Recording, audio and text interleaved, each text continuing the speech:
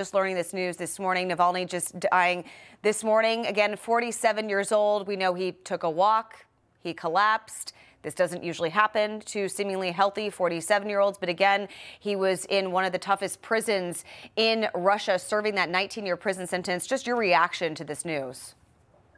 It's predictable. This is Russian politics, and political extremism can mean that you oppose the president of Russia and would like to run against him. That's what that means. It's sad because Navalny is seen as a symbol around the world of opposition to tyranny, and there'll be a lot made and written about him, I'm certain.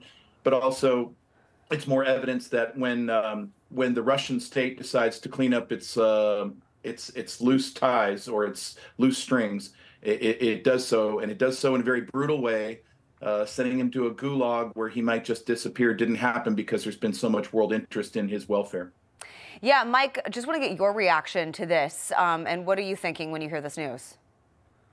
This is not a surprise. This is how Russia does business. If you remember the death of the head of the Wagner group, where his plane mysteriously fell out of the sky, this is just the Russian playbook.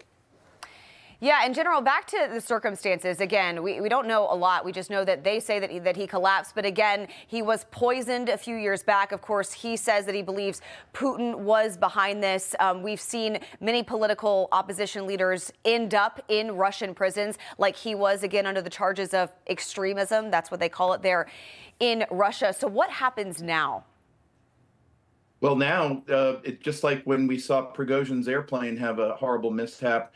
There'll be much made about this, and the story will lose its legs, and Russian life will move on. And I can tell you that the folks that are in Russia, while many of them are probably saddened by Navalny's disappearance, they also, just like Mike said, they'll take this as part of life, part of the Russian political system, and it will go on just that way. It's going to stop right here, and there'll be others to come challenge President Putin. You know, he's got his, in air quotes, election in a month, but this is Russian. This is the Russian politic. Yeah. So, Mike, what is the current role of the United States military right now? And by that, I mean, do we see any kind of heightened state of alert in the wake of Navalny's death? No, I don't think we do. I think, one, the American media is using hyperboles to paint Putin and Russia into something that they're not. That their expansion to the West into Europe, it's just not logical.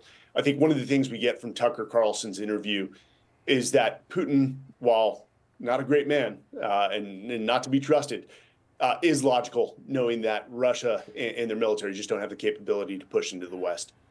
Yeah, and many would say that Navalny's death is a win ultimately for Putin. Now his biggest political rival is no longer here. We're nearing that 2-year anniversary of Russia invading Ukraine. And Rob mentioned it earlier in our show that does something like this maybe advance this $95 billion Ukraine aid package to come to Ukraine's defense, General?